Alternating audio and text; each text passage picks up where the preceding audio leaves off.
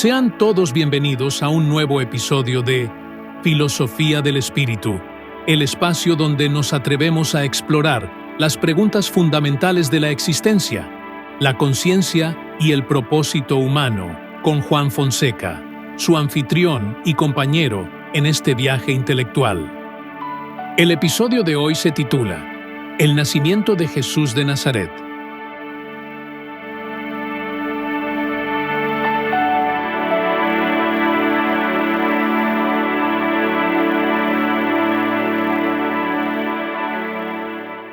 Amigas y amigos, en el podcast de hoy nos vamos a dedicar a lo que es el nacimiento de Jesús de Nazaret. Lleno de misterios y de absurdos irracionales ha llegado a nosotros el nacimiento del Mesías Jesús, apóstol de la libertad, en lo que no hay de verdad ni la fecha, ya que nuestros meses no se corresponden con los de los israelitas, por lo que el nacimiento de Jesús correspondería al 4 de diciembre y no al 25 de diciembre, pero como el arreglo del calendario lo señaló en esta fecha y todos lo celebran en este día, no hemos de hacer mayor objeción por ahora. Rebatir uno por uno todos los absurdos de que lo ha revestido la Iglesia Católica Cristiana sería tarea enojosa, y lo esencial está rebatido y comprobado matemáticamente en el libro fundamental Buscando a Dios y Asiento del Dios Amor, al que me permito remitirlos. Aquí solo haremos historia sucinta y verdad de los hechos sin adornos ni perifolios. Sea lo primero el estudio del nacimiento del Hijo de Dios. Este tenía que ser rodeado de todos los absurdos correspondientes a lo absurdo de su encarnación. Así nos dice la Iglesia y lo que llaman Evangelio, abro comillas, que habiendo mandado César Augusto empadronar a todos los habitantes de su imperio, José fue a Belén para cumplir con la ley, que no encontró en toda la ciudad una casa ni una habitación donde hospedase, y que se tuvo que albergar en un portal donde nació Jesús al dar las 12 el día 25 de diciembre. El año se olvidaron de ponerlo, lo pondremos acá con arreglos al calendario israelita que regía en la era. Es el año 3760 de Adán, el día 3 del mes de Tebet, que no sé por qué arreglos del calendario católico han cambiado la fecha, pero lo anoto para constancia porque es cierto que nació en esa fecha, mas no en Belén, sino en Nazaret. Y digo también descubriendo el secreto de que todos los dioses de la mitología lo hacen nacer el 25 de diciembre, y al fijar esa fecha como nacimiento de Jesús, este sería un mito. Nos dice la Iglesia y su Evangelio que al nacer el niño Dios cantaron los ángeles, que apareció en Oriente una estrella resplandeciente y que 3 reyes magos, Melchor, Gaspar y Baltasar, vinieron de Arabia y lo adoraron, ofreciéndole oro, incienso y mirra. Que llegaron allí, guiados por la estrella, que estuvieron con Herodes y le participaron del nacimiento del rey de los judíos, que Herodes con malicia le dijo: volved para que me digáis dónde está y yo lo adore. Y no volvieron, que Herodes, de rabia de verse burlado y de miedo de que ese niño recién nacido le quitara el trono, mandó degollar a todos los niños de Belén y sus cercanías hasta la edad de 3 años.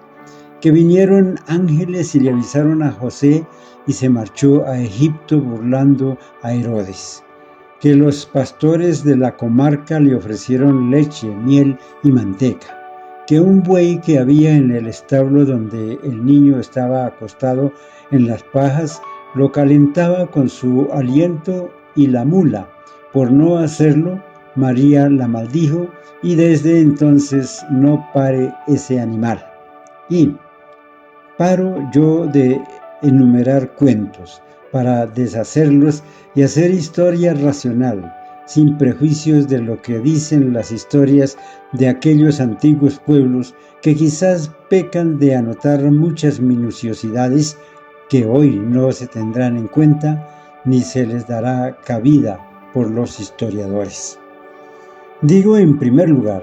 que no por la orden de empadronamiento es por lo que tuviera José que ir a Belén, sino que fue por asuntos comerciales, pero antes de esta fecha, y a presentar a su joven esposa a unos parientes, lo que desmiente la pobreza del artesano, que lo conozco en su anterior matrimonio con Débora, y como fue a visitar parientes, no nacería Jesús, ni en Belén naciera en un portal abandonado, sino en la casa habitada por gentes y acomodadas, como era toda la familia del viejo pastor Joaquín. 12 entre hijos e hijas, sino no sería patriarca. Sobre los Reyes Magos bastaría decir, es mentira, pero se ha prejuiciado demasiado y conviene probarlo matemáticamente. Del promedio del territorio que compone la Arabia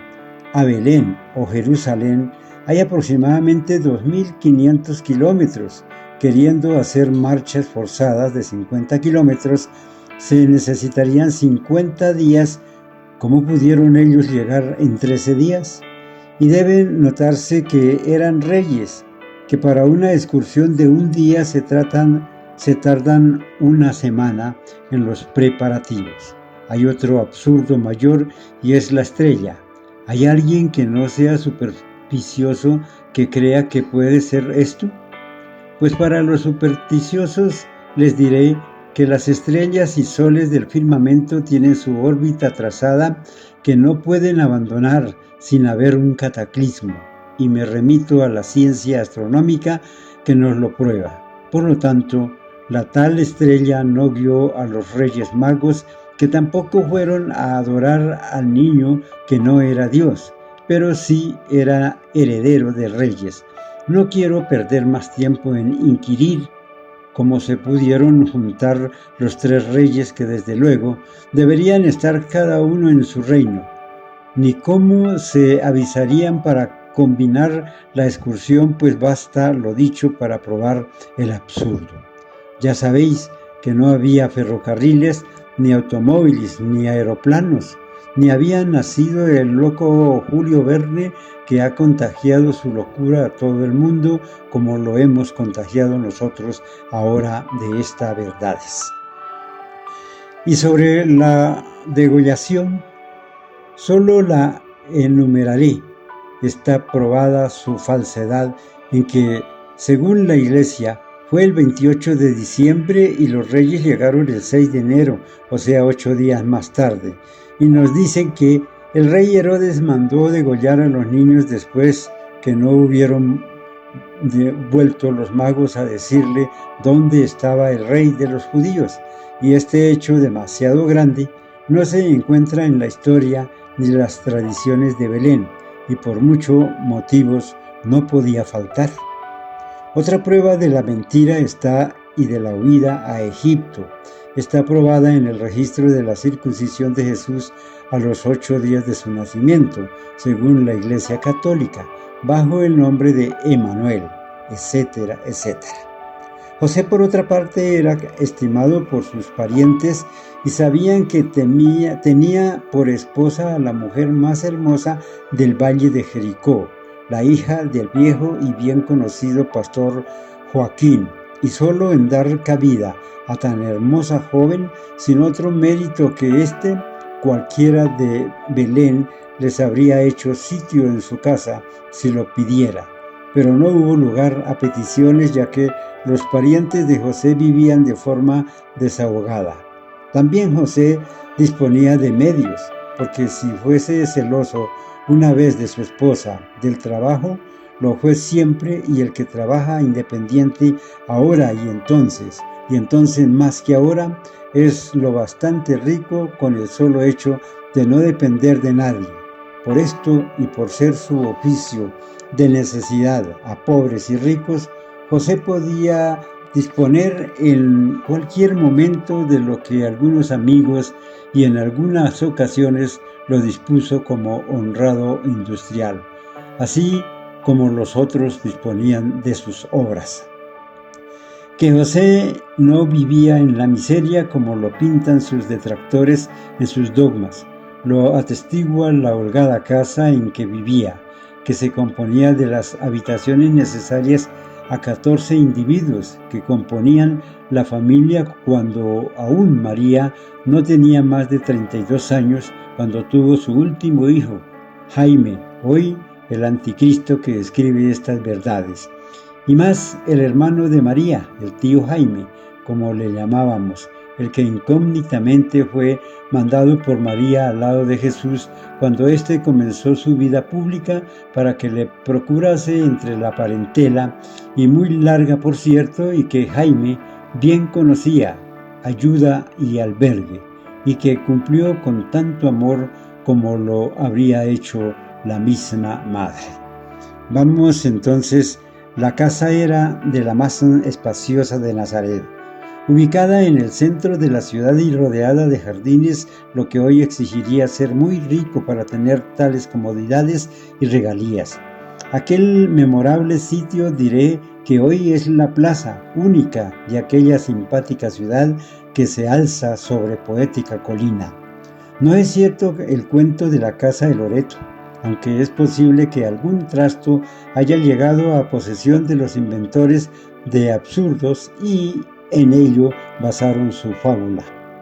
La casa donde vivió José con María y toda la familia menos Jesús, que solo vivió en ella hasta los 12 años, tiempo en que salió para ser presentado en el templo, tenía 10 habitaciones y otras dependencias, más el taller, que no era pequeño, pues llegaron a juntarse entre padre e hijos hasta 7 hombres trabajando, y con el jardín ocupaba una extensión de más de 3.000 metros cuadrados. ¿Dónde está pues la verdad de la garita de Loreto? Otra prueba de que José no vivía en la miseria es la amistad que lo unía al hombre que, además de sabio y político, José de Arimatea, llega hasta nuestros días en la historia como rico propietario, que el mundo sabe fue el protector de Jesús y lo mantuvo en su colegio y lo ayudó y lo consideró hasta después de su crucificación, dándole sepultura en su sepulcro que para sí mismo había construido, del que según el dogma católico resucitó y subió a los cielos, y para desmentir ese absurdo antinatural, el cuerpo de Jesús está en la tierra, aunque no esté en el sepulcro en que se le depositó el día de su crucifixión. La verdad entonces es que Jesús nació como todo hijo del hombre y sin otra demostración que los dolores de su madre, como los sufren todas las madres del mundo, y no fueron reyes a ofrecerle oro, incienso y mirra, ni estuvo depositado en el pesebre porque nació en la casa de sus padres, ni hubo la tal estrella que guía a los magos, porque ese solo hecho de salirse una estrella de su órbita lleva consigo destrucción, o por lo menos trastorno de la armonía universal, y Jesús ni todos los espíritus del infinito son acreedores a eso. Ni hubo la degollación de los inocentes, y todo esto la tradición, la historia y la ciencia, y por toda la razón lo probará. Jesús era uno de los misioneros que desde Adán y Eva venían periódicamente sobre la tierra a enseñar a la humanidad la redención por su sangre, porque nada limpia y redime, sino por la sabiduría, por el trabajo continuado, por el progreso, en fin. Pero sí se significó Jesús, pues era de justicia que se significase, por el mandato que traía de los consejos de Sión, de predicar la verdad, anunciar el reinado del Espíritu o del amor, y prometer a la humanidad el Espíritu de verdad, y con él al juez que el Padre mandaría a liquidar cuentas. Jesús cumplió el encargo que traía, y esto lo significó como significó a cualquiera que cumple con su deber, porque el deber impone el sacrificio, y esto es amor y es justicia. lo que no es el hacer las cosas por solo gusto o libertad sin obligación, que esto es lo que llamáis caridad, que hoy es baldón. Cumplid vuestros deberes y seréis grandes, y sabed que el amor os obliga siempre al amor y no a la caridad denigrante. Esto lo cumplió Jesús, que aunque estaba en su espíritu, lo mamó de María como madre, y en ello aprended. Así termina un episodio más del podcast Filosofía del Espíritu, con Juan Fonseca.